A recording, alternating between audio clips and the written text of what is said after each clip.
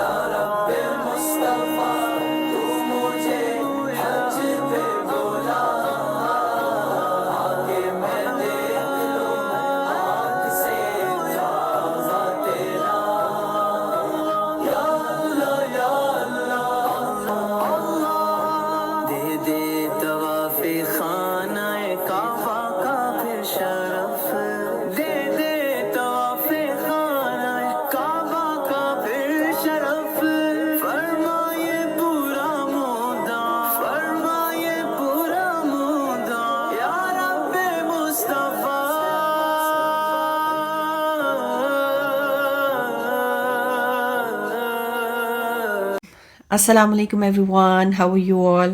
I hope you all are doing well. Alhamdulillah, Zulhijjah کا blessed month start ہو چکا ہے اور آج برتھ میں 4th of Zulhijjah ہے. and I'm sure کہ آپ سب لوگ بڑے اچھے سے ان دنوں کا اہتمام کر رہے ہوں گے, اچھے سے ان کو گزار رہے ہوں گے. اس منتھ کی خاص بات یہ ہے کہ اس منتھ میں حج ہوتا ہے, حج کا جو فریضہ ہے وہ ادا ہوتا ہے اور یہ اسلامک کیلنڈر کا لاسٹ منتھ ہے. اور اس کی خاص بات کیا ہے کہ اس کے جو فرسٹ 10 days ہیں, these days are extra special and extra blessed. یہ بڑی فضیلت والے دن ہیں. اس کے بارے میں ہمیں حدیث سے بھی پتہ چلتا ہے. Prophet صلی اللہ علیہ وسلم said there are no days during which righteous deeds are more beloved to Allah than these days. آج کی اس ویڈیو میں ذوالحجہ کے جو بلیسڈ ڈیز ہیں ان کے بارے میں بات کروں گی. ان کی فضیلت کے بارے میں ہم سب کو ویسے تو پتہ ہی ہے, لیکن it will be just a reminder for you guys. اور اس کے ساتھ ساتھ خاص طور پہ میں حج کی امپورٹنس کے بارے میں بات کرنا چاہ رہی ہوں, خاص طور پہ ان لوگوں کے لیے جو کہ صاحب استطاعت ہیں, جو کہ یہ طاقت رکھتے ہیں کہ وہ حج کر سکتے ہیں لیکن ڈیلے کرتے رہتے ہیں یا اس کے بارے میں اتنا دھیان نہیں دیتے. کیونکہ آپ کو پتہ ہے کہ شیطان جو ہے نا اس فریضے کو ادا کرنے میں نا بہت ڈیلے کراتا ہے. ہمارے کیا ایکسکیوزز ہوتے ہیں, ہمارے پاس مال ہے, ہم حج کر سکتے ہیں, لیکن ایکسکیوزز کیا ہوتے ہیں کہ ابھی بچے چھوٹے ہیں, ان کو اکیلے کیسے چھوڑ کے جائیں گے, یا پھر ابھی جاب ہے, پہلے یہ کر لیں, بچوں کے فرض ادا کر لیں پھر حج کر لیں گے, یا پھر ابھی یہ مسئلہ ہے, یا پھر اگلے سال. اسی طرح سے ہم جو ہے نا اس کو ٹالتے رہتے ہیں اور ڈیلے کرتے رہتے ہیں. حالانکہ آپ دیکھیں گے زندگی کا کیا بھروسہ ہے, موت تو کبھی بھی آ سکتی ہے نا, لیکن کچھ لوگ اس طرح سے بھی سوچتے ہیں کہ ابھی زندگی اپنے طریقے سے انجوائے کر لیں, پھر جب بوڑھے ہوں گے تو پھر ایک ہی بار سارے گناہ معاف کر لیں گے, تب زندگی بدل لیں گے. تو کس کو کیا پتہ کہ کب موت آ جائے. تو پہلی فرصت میں اس فرض کو ادا کرنا چاہیے اگر آپ صاحب استطاعت ہیں, کیونکہ اللہ تعالیٰ قرآن میں کیا فرماتے ہیں, اللہ تعالیٰ فرماتے ہیں اور لوگوں پر اللہ کا یہ حق ہے کہ جو اس کے گھر تک پہنچنے کی استطاعت رکھتا ہے وہ اس کا حج کرے, اور جو اس حکم کی پیروی سے انکار کرے تو اسے معلوم ہونا چاہیے کہ اللہ سارے جہاں والوں سے بے نیاز ہے. پھر حدیث سے بھی ہمیں اس کی وعید ملتی ہے کہ اگر آپ کے پاس وسائل ہیں اور آپ حج نہیں کرتے تو کیا ہوتا ہے, کیونکہ بہت سے لوگوں کو نا اتنا پتہ نہیں ہوتا اس کے بارے میں, اگنورینس میں شاید وہ یہ کرتے ہیں کہ ہم ساری چیزیں دنیا کی تو سب کچھ کر رہے ہوتے ہیں، ہم بڑے بڑے گھر اپنے بنا لیں گے، ہم کارز لے سکتے ہیں مہنگی سے مہنگی، لیکن جو یہ فریضہ جو اللہ نے ہم پہ رکھا ہے، جو مین پلر ہے، اس کے ادا کرنے کے بارے میں نہیں سوچتے۔ حالانکہ اگر آپ کے پاس اتنا مال ہے کہ آپ بڑی بڑی کارز خرید سکتے ہیں، آپ اپنے گھر بنا سکتے ہیں، تو آپ کو ان سب چیزوں سے پہلے حج کے بارے میں سوچنا چاہیے، حج کو ادا کرنے کے بارے میں سوچنا چاہیے۔ ایک میں حدیث بھی آپ کے ساتھ شیئر کروں گی، یہ حسن حدیث ہے، سعید نے اپنی سنن میں اس کو روایت کیا ہے۔ حضرت عمر بن خطاب کہتے ہیں کہ میں نے ارادہ کیا کہ کچھ لوگوں کو میں شہروں میں بھیجوں، وہ تحقیق کریں کہ جن لوگوں کو حج کی طاقت ہے اور انہوں نے حج نہیں کیا، ان پر جزیہ مقرر کر دیں۔ ایسے لوگ مسلمان نہیں ہیں، ایسے لوگ مسلمان نہیں ہیں۔ اللہ اکبر! سوچے کتنی سخت وعید ہے۔ تو اگر ہمارے پاس وسائل ہیں، ہم حج افورڈ کر سکتے ہیں، صحت ہے، تو پہلی فرصت میں اس کو ادا کریں، کیونکہ دیکھیں کہ ہم اپنے مین اسلامک پلر کو پہلی فرصت میں ادا کرنے کے بارے میں سوچیں۔ یہ ایک فریضہ ہے، آپ نیت کریں، باقی اللہ تعالیٰ کا کام ہے بلانا، آپ نیت کریں، کوشش شروع کریں، پھر اللہ تعالیٰ آسانیاں کریں گے انشاءاللہ۔ پھر ایک اور حدیث میں شیئر کروں گی، حضرت عبداللہ بن عباس رضی اللہ عنہ سے روایت ہے، رسول اللہ صلی اللہ علیہ وسلم نے فرمایا کہ جو شخص حج کا ارادہ کرے اسے جلدی کرنی چاہیے، کیونکہ کبھی آدمی بیمار ہو جاتا ہے، سواری کا بندوبست نہیں ہو سکتا، یا کوئی رکاوٹ پیش آ جاتی ہے۔ اب آپ کرنٹ سچویشن دیکھیں کہ سعودی گورنمنٹ نے کس طرح سے اب رولز بدل دیے ہیں، اب مزید اس میں ریسٹرکشنز آتی جا رہی ہیں۔ اس سے پہلے کہ کچھ اور ہو مشکل حج، تو اس کو پہلی فرصت میں ادا کرنے کا سوچیں۔ سبحان اللہ! جب آپ کو حج کی فضیلت کے بارے میں پتہ چلتا ہے تو اس سے آپ کو اور موٹیویشن ملتی ہے کہ آپ اس کو پہلی فرصت میں ادا کریں اور اس کے لیے کوشش کریں۔ میں ایک حدیث آپ کے ساتھ شیئر کروں گی، اس سے انشاءاللہ آپ کو بھی موٹیویشن ملے گی۔ پروفیٹ صلی اللہ علیہ وسلم نے فرمایا، جس نے اللہ کی رضا کے لیے حج کیا، یعنی خالص اللہ کی رضا کے لیے، اس کی خوشنودی حاصل کرنے کے لیے حج کیا، کوئی اپنے حج کی نمائش نہیں کی، سوشل میڈیا پہ سب کو بتا کے نہیں جا رہے اور کہ بھی میں حج کرنے جا رہی ہوں یا جا رہا ہوں، نہیں، خاص اللہ کے لیے۔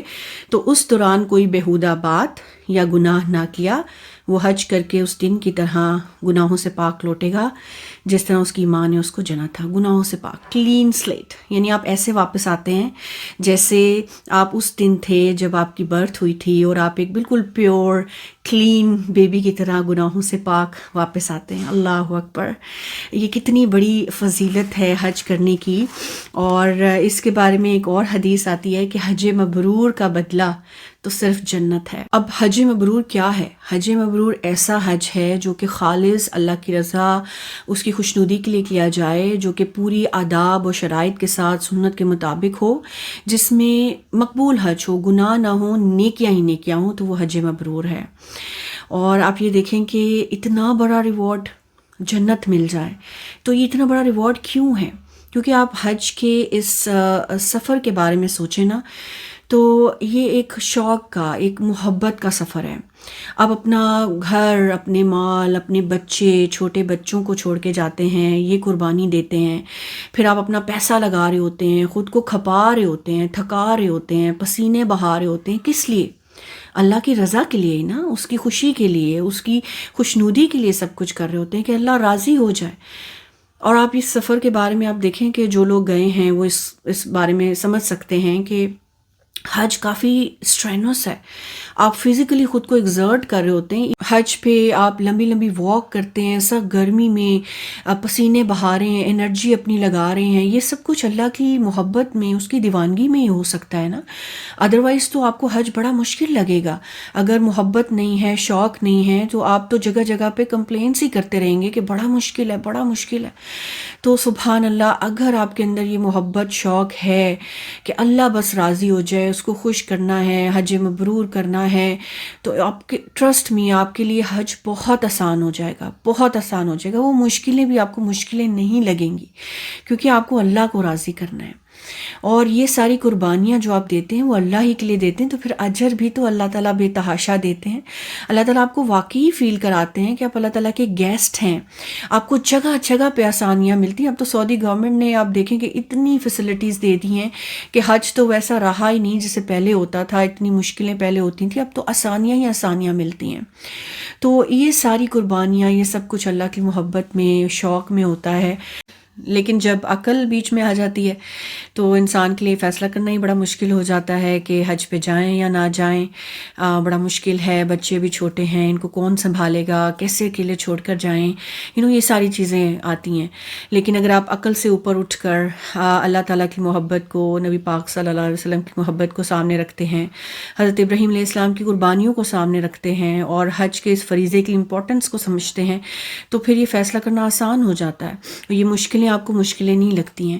اور کیوں نہ آسان ہو؟ کیونکہ آپ اللہ کے راستے میں نکل رہے ہیں اور اپنے بچے، مال، گھر سب کچھ چھوڑ کے جا رہے ہیں اللہ کے لیے. نا تو کیا اللہ کی مدد نہیں آئے گی؟ اللہ تعالیٰ مدد کرتے ہیں. اللہ تعالیٰ اتنے قدردان ہیں کہ کانٹا بھی چبھتا ہے نا، اس پہ بھی اللہ تعالیٰ ریوارڈ دیتے ہیں. بس ہمیں یہ ساری مصروفیات کو سائڈ پہ کر کے اس حج کے لیے سوچنا پڑتا ہے، نیت کرنی پڑتی ہے، اپنا توکل بڑھانا پڑتا ہے. صبر اور شکر اور تقوی ساتھ لے کے جائیں گے تو انشاءاللہ یہ سفر بہت آسان ہے. قدم قدم پہ آپ کو آسانیاں ملیں گی. مشکلیں ہوں گی لیکن آپ کو لگیں گی نہیں، کیونکہ آپ اللہ کو خوش کرنے کے لیے آئے ہوئے ہیں. یہ اتنا خوبصورت سفر ہے کہ یہ آپ کو بہت کچھ سکھاتا ہے. قدم قدم پہ آپ کا صبر بڑھتا ہے، آپ کا اللہ پہ یقین بڑھتا ہے، آپ کا آخرت پہ یقین بڑھتا ہے. کیونکہ یہ جگہ جگہ پہ یہ جو حج کا سفر ہے نا، آپ کو آپ کی آخرت کی یاد دلاتا ہے. اور خاص طور پہ جو مزدلفہ کی جو نائٹ ہوتی ہے، جہاں پہ اللہ کا حکم ہے کہ آپ وہاں پہ رات گزاریں، سوئیں وہاں پہ، وہ سبحان اللہ، وہ ایک ویک اپ کال ہوتی ہے سب کے لیے کہ ہم سب اس دنیا میں مسافر ہیں. یہاں پہ کوئی ڈفرینسز نہیں ہیں، یہاں پہ کوئی برانڈز نظر نہیں آ رہے، کوئی ڈفرینٹ ٹیگز نظر نہیں آ رہے کہ یہ اس برانڈ کے کپڑے پہنے ہیں، اس نے اس برانڈ کے کپڑے پہنے. وہاں پہ سب نے ایک ہی لباس پہنا ہوتا ہے. اور کوئی بلینئر ملینئر نہیں ہے وہاں پہ سب اللہ کے بندے ہیں. اللہ کا حکم ہے کہ یہاں پہ سونا ہے، زمین پہ سب سوئے ہوئے ہوتے ہیں، سب تھکے ہارے وہاں پہ اپنا ٹائم گزارتے ہیں. اللہ اکبر.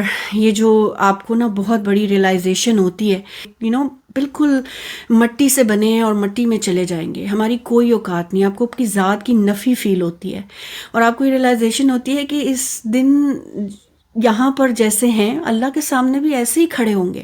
ایک دن ہم سب کو اکٹھا کیا جائے گا ایسے ہی ہوتی ہے. پھر اس کے بعد آپ باقی جو جگہ جگہ پہ آپ کو سوچنے کا موقع ملتا ہے، ہر جگہ پہ اللہ کا حکم ہے، آپ بس چلتے جا رہے ہیں، لبیک کہتے جا رہے ہیں. اگر آپ ینگ ہیں، انرجی ہے، مال ہے، آپ جائیں، کیونکہ ینگ ہیں تبھی تو فائدہ ہے. انرجی ہوگی تو تبھی آپ چل پھر سکیں گے، اچھے سے عبادات کر سکیں گے.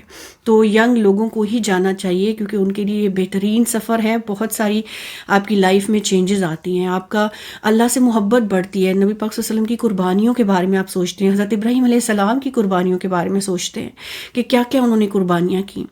تو حج کا یہ جو خوبصورت سفر ہے، اللہ تعالیٰ سب کو لے کے جائے، بار بار لے کر جائے.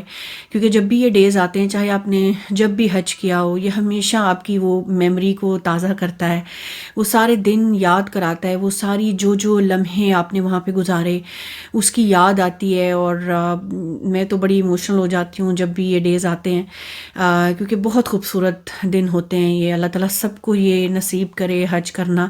تو پہ جو لوگ صاحب استطاعت ہیں حج کر سکتے ہیں، لیکن کسی وجہ سے ان کو لگتا ہے رکاوٹیں ہیں، ڈیلے کر رہے ہیں، تو حج کا ارادہ کریں، پھر اس کے لیے کوشش کریں. انشاءاللہ اللہ تعالیٰ ضرور آسانیاں فرمائیں گے، اللہ تعالیٰ ضرور بلائیں گے. اور یہ تو حج کے حوالے سے تھا. اب یہ جو فرسٹ 10 days آف ذو الحجہ ہیں، جو کہ بلیسڈ ڈیز ہیں، جو لوگ حج پہ نہیں جا سکتے وہ بھی کیسے ان دنوں سے فائدہ اٹھا سکتے ہیں، نیکیاں کما سکتے ہیں. کیونکہ یہ دن جو ہیں ان کو عام دنوں سے ڈیفرنٹ رکھنا چاہیے.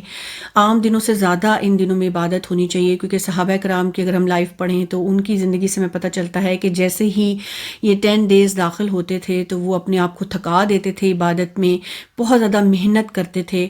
اور ان دنوں میں جو سب سے بیسٹ عمل ہے جو کرنے کا، وہ اللہ تعالیٰ کا ذکر ہے. so you should keep your tongue moist with the zikr of Allah subhanahu wa ta'ala. اور حدیث سے بھی ہمیں پتہ چلتا ہے Prophet صلی اللہ علیہ وسلم said کوئی دن اللہ کے ہاں ان 10 دنوں سے زیادہ عظمت والا نہیں ہے، نہ ہی کسی دن کا عمل اللہ کو ان دنوں کے عمل سے زیادہ محبوب ہے، پس تم ان 10 دنوں میں کثرت سے لا الہ الا اللہ، اللہ اکبر اور الحمدللہ کہو، یعنی تحلیل، تکبیر اور تحمید. تو کثرت سے تکبیرات پڑھنی چاہیے. صحابہ کرام میں سے حضرت ابن عمر رضی اللہ عنہ اور حضرت ابو ہریرہ رضی اللہ عنہ جو تھے وہ بازاروں میں نکل جایا کرتے تھے اور دونوں مل کر تکبیرات پڑھتے تھے، اور ان کی تکبیرات کو سن کے باقی لوگ بھی تکبیرات پڑھا کرتے تھے. تو ہمیں بھی جو فیمیلز گھر میں ہوتی ہیں، آپ اونچی آواز میں گھر میں تکبیرات پڑھ سکتی ہیں تاکہ باقی گھر والوں کو بھی ریمائنڈر ملے اور وہ بھی ان کو یاد آ جائے اور وہ بھی پڑھنا شروع کر دیں. یا پھر آپ ایک آڈیو پلیئر لگا سکتے ہیں اور ساتھ ساتھ آپ پڑھتے رہیں. تو یہ تکبیرات ہو گئی، اور بہت کچھ آپ پڑھ سکتے ہیں. جیسے ایسی ایک ہے کہ سبحان اللہ والحمد للہ ولا الہ الا اللہ واللہ اکبر، یہ بھی پڑھ سکتے ہیں. پھر اللہ اکبر لا الہ الا اللہ واللہ اکبر اللہ اکبر وللہ الحمد، یہ سب بھی آپ پڑھ سکتے ہیں. اچھا، حج جو ہے یہ 8 سے سٹارٹ ہو جاتا ہے، اور 9 ذوالحجہ کو سارے حاجی جو ہیں وہ میدان عرفات میں چلے جاتے ہیں. 9 ذوالحجہ وچ از اے ڈے آف عرفہ، اور حدیث میں پتہ چلتا ہے کہ day of Arafah is the essence, is the pinnacle of Hajj, یعنی کہ حاجیوں کے لیے بڑا خاص دن ہے. اور سارے حاجی میدان عرفات میں مغرب تک اللہ کی بارگاہ میں خوب گڑ گڑا کے دعائیں مانگتے ہیں. تو یہ ان کے لیے بڑا مین دن ہے. تو جو لوگ حج پہ نہیں ہیں وہ لوگ بھی ان کے ساتھ شامل ہو سکتے ہیں. کس طرح سے کہ ہم لوگ اس دن کا روزہ رکھ سکتے ہیں، کیونکہ اس دن کے روزے کی بڑی فضیلت آئی ہے. کسی نے آپ صلی اللہ علیہ وسلم سے 9 ذوالحجہ کے روزے کے بارے میں پوچھا، تو آپ صلی اللہ علیہ وسلم نے کیا فرمایا تھا کہ fasting on the day of Arafah is the expiation for the preceding and the following year, یعنی پچھلے 1 سال کے اور اگلے 1 سال کے گناہوں کا کفارہ بن جاتا ہے. So we should try to fast the first 9 days of Zulhijjah. 10th کو تو نہیں رکھ سکتے روزہ کیونکہ 10th کو عید ہوتی ہے. اور آپ یہ کر سکتے ہیں، اگر آپ سارے نہیں بھی کسی وجہ سے آپ سارے روزے رکھ سکتے تو آپ ایٹ لیسٹ 9th ذوالحجہ کا روزہ ضرور رکھیں، یوم عرفہ کا دن کا روزہ، کیونکہ یہ ایک پچھلے گزرے ہوئے اور آنے والے سال کے گناہوں کا کفارہ بن جائے گا. اور اگر ایک اور چیز کہ جیسے کسی کے رمضان کے روزے کسی عذر بیماری کی وجہ سے چھٹے ہوئے ہیں، تو آپ یہ کر سکتے ہیں کہ اپنے فرض روزے ان دنوں میں پورے کر لیں. اقوال میں اگر ہم دیکھیں نا، تو سب سے جو افضل بیسٹ جو عمل ہے نا وہ ہے تسبیحات، اللہ تعالیٰ کا ذکر کرنا. اور افعال میں اگر ہم دیکھیں تو سب سے افضل ترین عمل کیا ہے؟ قربانی، جو کہ ہم عید پہ کرتے ہیں. جو 10th آف ذوالحجہ ہے وہ عید ڈے ہوتا ہے، عید الاضحیٰ ہے، وچ از اے فیسٹیول آف سیکریفائس. اور ہم یہ کیوں کرتے ہیں؟ کیونکہ یہ حضرت ابراہیم علیہ السلام کی سنت ہے. اور ہوا کیا تھا کہ حضرت ابراہیم علیہ السلام کو یہ اللہ کی طرف سے یہ کمانڈمنٹ ملی تھی کہ وہ اپنے سن کو سیکریفائس کر دیں. اب آپ یہ دیکھیں کہ بڑھاپے میں ان کو اتنی دیر کے بعد ایک اولاد ملتی ہے اور اللہ کا حکم ہوتا ہے کہ اس کو سیکریفائس کر. اب یہ دیکھیں کہ it was a very big and difficult test for him, ٹھیک ہے، لیکن ان کی محبت، ان کی ڈیووشن اتنی سنسیئر، اتنی زیادہ تھی اللہ کے ساتھ کہ وہ اس کے لیے بھی تیار ہو گئے اپنے سن کو سیکریفائس کرنے کے لیے. سبحان اللہ. آپ یہ دیکھیں پھر اللہ تعالیٰ نے بھی ان کو آزمایا تھا، لیکن جب وہ یہ کرنے لگے تو دمبے سے اس کو ریپلیس کر دیا. تو وہی سنت جو ہے ہم فالو کر رہے ہوتے ہیں. آج جب بھی عید ہوتی ہے، عید الاضحیٰ ہوتی ہے، کہ ہم دمبوں کو، بکروں کو یہ جو ہے سیکریفائس کرتے ہیں اللہ کے لیے. تو اللہ تعالیٰ کو ہمارا تقویٰ پہنچتا ہے. سبحان اللہ، اتنا بڑا ٹیسٹ ان کے لیے. تو ہم یہ دیکھیں کہ ہم اللہ کے لیے کیا سیکریفائس کرتے ہیں، اللہ کی راہ میں کیا قربان کرتے ہیں. کیونکہ یہ ساری چیزیں نا ہمیں ریمائنڈر دیتی ہیں اللہ سے محبت کا، کہ ہر چیز سے زیادہ محبت جو ہے نا وہ اللہ کے لیے ہوتی ہے. کوئی بھی دنیا کی چیز ہمیں جب بھی وہ اللہ کے اور ہمارے بیچ میں آنے لگتی ہے نا، تو اس کو خیر باد، اس کو دور کر دینا چاہیے، کیونکہ اللہ کی محبت ہمیشہ اوپر رکھنی چاہیے. اور کوئی بھی ایسی چیز جو ہمیں اللہ سے دور کر رہی ہو اس کو ہمیں اپنے آپ سے دور کر دینا چاہیے، کیونکہ اللہ کی محبت شدید ہونی چاہیے، اللہ کی محبت سب سے اوپر ہونی چاہیے. سو ٹیک ہوم میسج آج کی ویڈیو سے یہی ہے کہ جتنا زیادہ ہو سکتا ہے تسبیحات کریں، اللہ کا ذکر کریں، اور ساتھ میں قرآن کی تلاوت زیادہ بڑھائیں. عام دنوں میں جتنی آپ پڑھتے ہیں اس سے زیادہ پڑھیں. پھر کوئی بھی چیریٹی آپ کر رہے ہیں، چاہے وہ مالی چیریٹی ہے، مالی صدقہ ہے، یا پھر آپ کسی کو اسمائل دے دیتے ہیں، وہ بھی صدقہ ہے. پانی پلا دینا اپنے گھر میں کسی کو، وہ بھی صدقہ ہے. کھانا کھلا دینا، یہ بھی جنت میں لے جانے میں سے ایک ہے. پھر اپنی زبان سے آپ کوئی بھی ایسی غلط بات یا غیبت اس قسم کی باتیں نہ نکلیں، کہ جب اللہ کا ظاہرہ ذکر کر رہے ہیں تو زبان پہ یہ چیزیں تو نہیں آئیں گی. پھر اس کے ساتھ ساتھ آپ تہجد کا اہتمام کر سکتے ہیں، نمازوں کو اول وقت میں پڑھیں، اور اس کے ساتھ ساتھ جتنی بھی نیکیاں آپ کر سکتے ہیں، جو بھی آپ کے ذہن میں آتی ہیں، وہ ان دنوں میں کریں، اور اس کا بھرپور جو ہے ان دنوں سے فائدہ اٹھائیں. اور نیت یہ ہو کہ بس اللہ تعالیٰ راضی ہو جائے، اللہ کا قرب مل جائے، اللہ کی محبت مل جائے. اور بس یہی آج کی ویڈیو میں تھا. آئی ہوپ کہ یہ آپ کے لیے بینیفیشل رہے گی. I will see you in the next video. Till then take care of yourself. السلام علیکم.